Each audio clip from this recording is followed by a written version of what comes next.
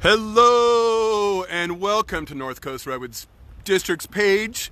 We are starting a little late because I got so excited by this interview that I ended up posting it on my own Facebook page instead of the Redwoods. So welcome back for those of you who are on my page and came over here. We are sorry for the delay for those of you who've been expecting our regular 3 o'clock Facebook Lives. And so I'm going to turn it over to Kyle. Hello everybody, thanks again for being here for our 3 o'clock live streams. My name is Kyle, I'm a park interpreter specialist with California State Parks, and today we are in the beautiful Humboldt Redwood State Park. Thank you so much, Griff, for letting us come over to your house. We are, really quick, I do want to acknowledge that we're right next to the Avenue of the Giants, the road that runs through the Redwoods here, so you will probably be hearing cars go by at some point.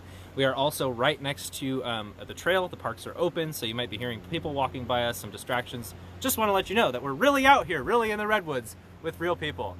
I do want to also acknowledge that so many of you are doing your part to shelter in place and stay home during COVID-19. Maybe you're missing out a little bit of the parks. We really appreciate you guys doing that. We do these Facebook live streams every day at 3 o'clock to help meet our mission for California State Parks, to provide for the health, the education, and the inspiration of the people of California, and maybe some from other places as well. So we are trying to give you a little bit of that health, to show you some outdoor spaces. We're trying to inspire you with these beautiful locations, maybe show you some new places to come back to and check out. And maybe, we'll provide a little education along the way where we can. I have with me today, we're in for a really special treat. I'm going to be talking to Marnin Robbins, who is essentially in charge of all of the interpretation up here on the North Coast. So you see us, our interpreters in the field, talking to you. You also see us on these Facebook live streams. We have somebody in charge of all of us coordinating all of this stuff, and we are with him today talking to him about this stuff.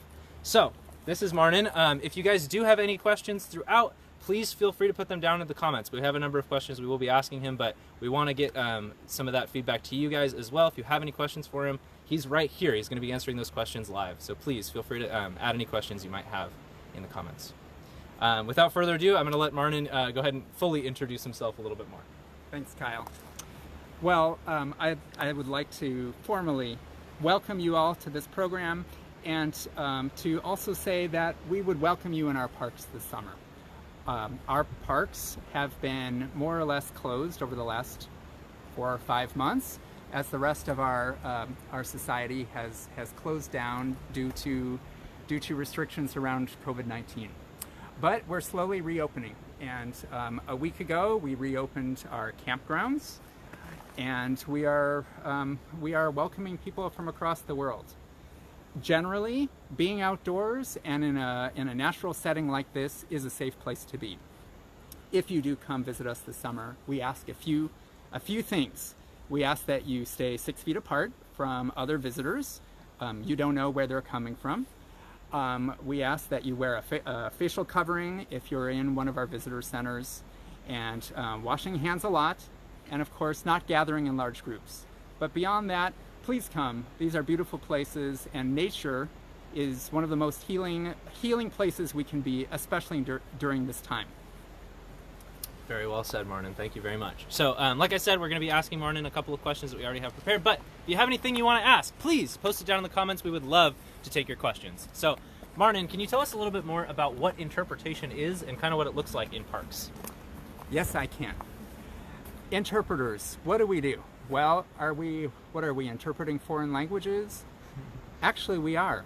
We're interpreting the language of science. In this case, the resources themselves, these gorgeous trees, these ancient redwoods. But interpreters work in many places. We work in outdoor settings. We work in museums. We interpret both natural history as well as cultural history. And really, at its core, what we do is we help to make meaning. We are here to help visitors connect to these resources, understand their cultural and natural significance, and hopefully, at the end of the day, leave a little bit changed, a little bit inspired, and hopefully join the group, the generations that have come before us, to ensure that these special resources are protected for generations to come. Excellent. Beautiful. And so with all of this great work that interpreters are doing out in the field, can you tell us a little bit about what your role is with all of this? Right. So I actually have been working in redwood forests and as an interpreter for 26 years. I began my job at Muir Woods National Monument. It's an ancient redwood forest just north of San Francisco, a beautiful place, in the summer of 1994. And I've been working in redwoods ever since. And I started as a seasonal interpreter. My first summer on the job, I was making $50 a month, and working in this place, I thought I was in paradise. I have worked my way up through the ranks ever since, and have worked with many interpreters. And today, I am so fortunate to have this incredible team around me of very skilled naturalists who can help our visitors make sense of the rich cultural and natural heritage in our parks on the North Coast. Interpretation in our district of California State Parks has a rich heritage. In fact, one of the very first directors of the California State Park system was a man named Newton B. Drury. There's a road that runs through the Redwoods up at Prairie Creek Redwood State Park named after him, the Newton B. Drury Scenic Parkway. He was a famous guy. He was the director of the California State Park system, the National Park System, and Save the Redwoods League, all during his career with many years of protecting redwoods. But before all of those things, he was an interpreter. He actually was a professional communicator. He owned a marketing and advertising firm, and he used those communication skills to rally people to the cause of conservation during his lifetime. And so interpreters have been working in our parks for the better part of a century, and now we're just taking that to the next level. And because of the last 5 months, when our parks were shut down, our interpreters pivoted and took those traditional ideas around communication, and we used the platforms that exist today, all of these great digital communication tools, to start bringing it to the world. So that's what we've been really doing over the last number of months, is finding new creative ways to bring it to people. And now that parks are reopened, we're here to meet the needs of our visitors who are coming here again. So that rounds us very nicely into our next question. So we've seen some of the digital programs so far. We've got Facebook Lives, and thank you guys so much for engaging in those. But how else is interpretation going to change this summer? What's it going to look like? And especially for people who are coming into the parks, what are they going to see? Yep. So traditionally, California State Parks has this rich heritage of interpretation.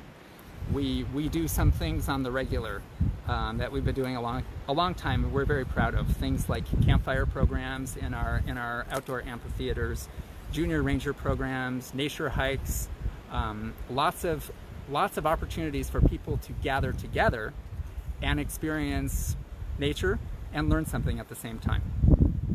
It's the gathering together that we are not able to do in the same way this summer. Because of COVID-19, people are still coming to our parks. We still have interpreters in the parks, but we're finding new and creative ways to connect with our visitors, mostly through a lot of roving and dispersed interpretation. So meeting people in campgrounds, at trailheads, and parking lots, in front of visitor centers, and answering their questions. One of the things that I would say is that unlike past summers, where we have on a typical weekend evening had these campfire programs which might have 150 or 200 people there, this year our numbers of people that we will connect with in our parks will be smaller because we can't gather those groups of people. But I think that we will have deeper, more powerful conversations this summer. And we'll talk about that in a second, but I think parks serve a special role during this time right now to be a place of good conversation, reflection, and healing. Well said, Martin.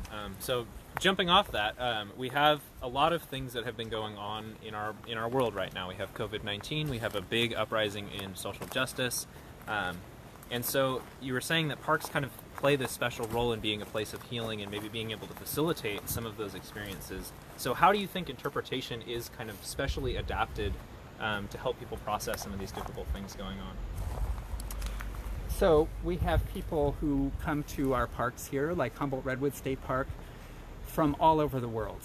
And this year, probably not as many international travelers, but still, we have people coming from all over North America here. And over the last 4 or 5 months, we have all gone through an incredible upheaval, around our own health and wellness, concerns about the economy, people out of work. It's been an incredibly stressful time.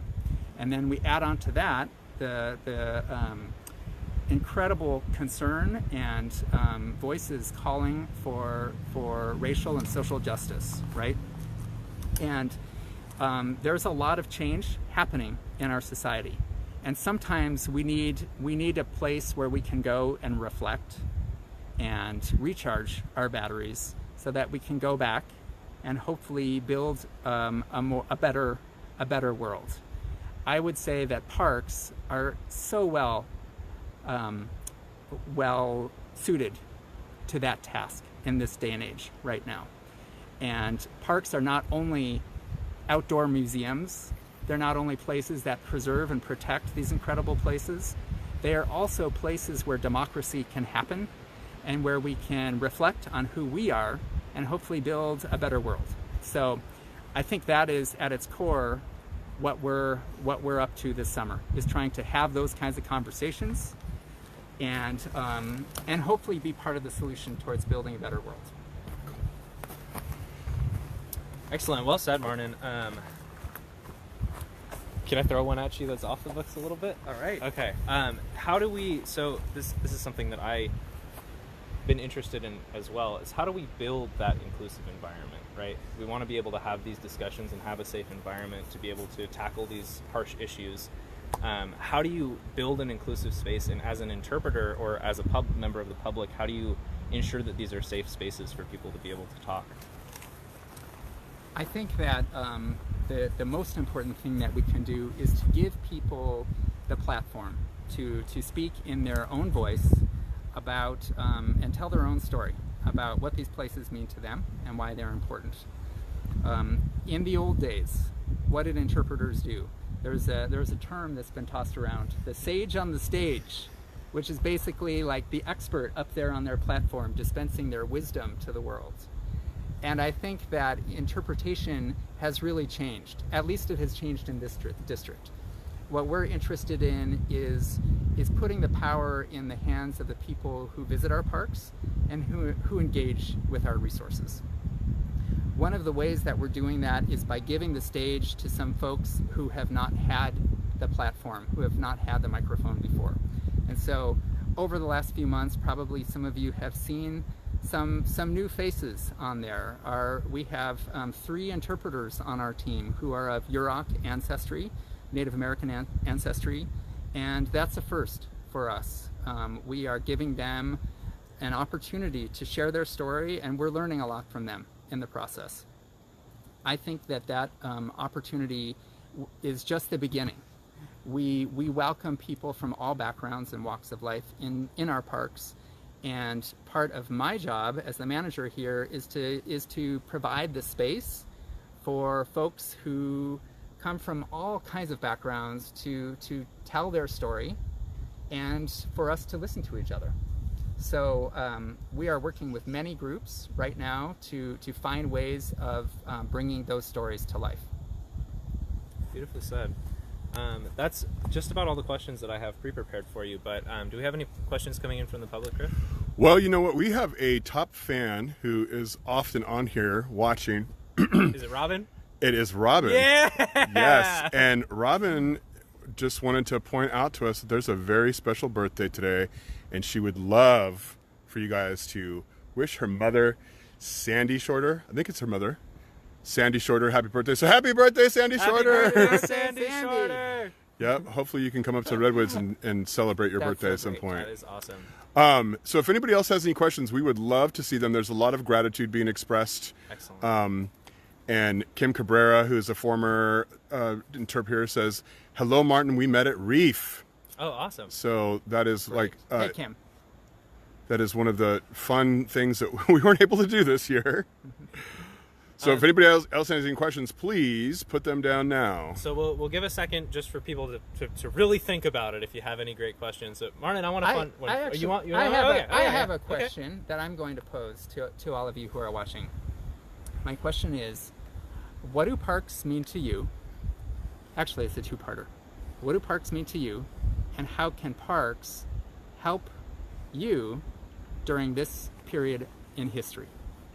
What do parks mean to you, and how can they help you in this time of history? Also, Mark Graham wanted to know, are the trails open at Humboldt Redwoods? Yes, they are indeed. We're standing on one right now, and they're gorgeous. Come. They're all open, and the campgrounds are open too. Absolutely. Well, I had one more to wrap up just as a fun one, as we wait for just in case any last minute thoughts is, what is your favorite place? You said you have such a special connection to the Redwoods. What's your favorite, maybe state park, maybe not state park? What's your favorite place to visit? Well, that's a tough one because these are all my children, all these parks up here, so it's hard to pick among them. But I would say that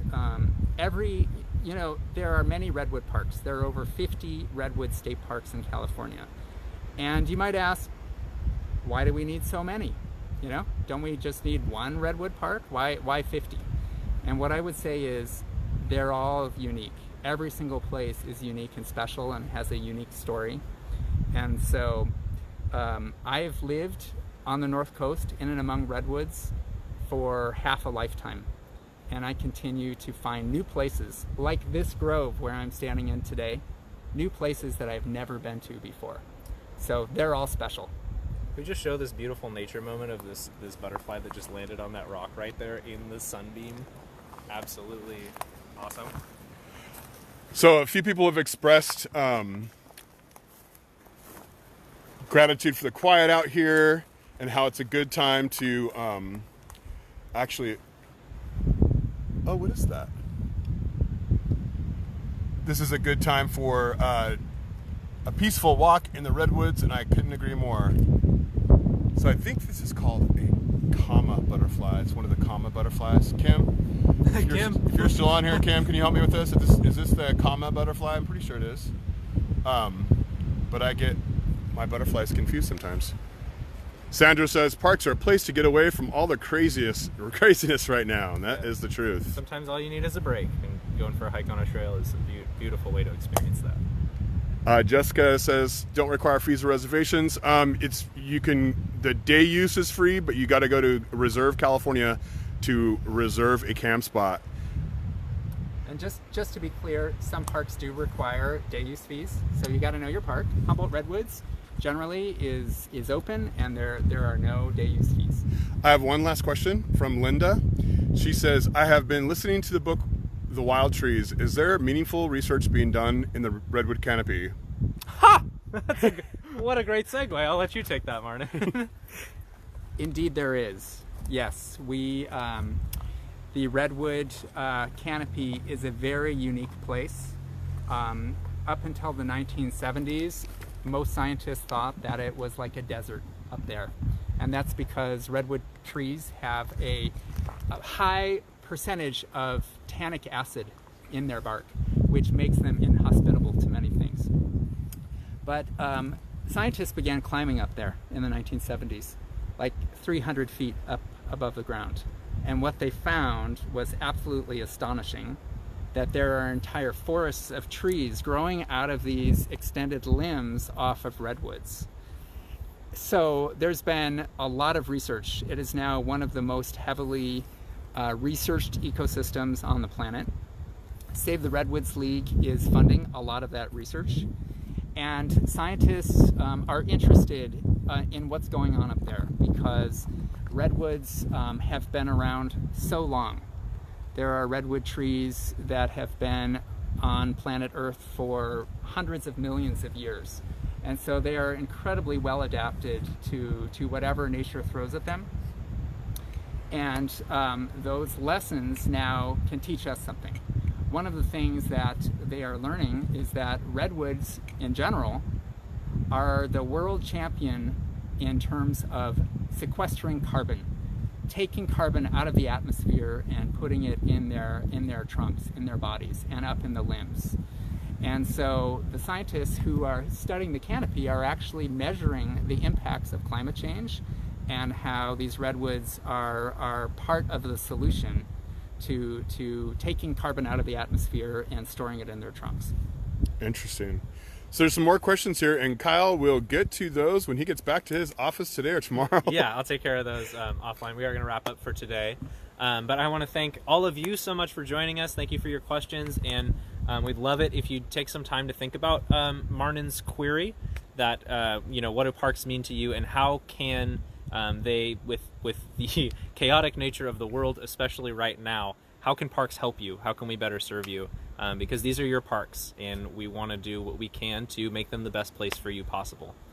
So with that, we're going to go ahead and wrap up, but thank you guys again so much for joining. Marnin, thank you so much for joining me today.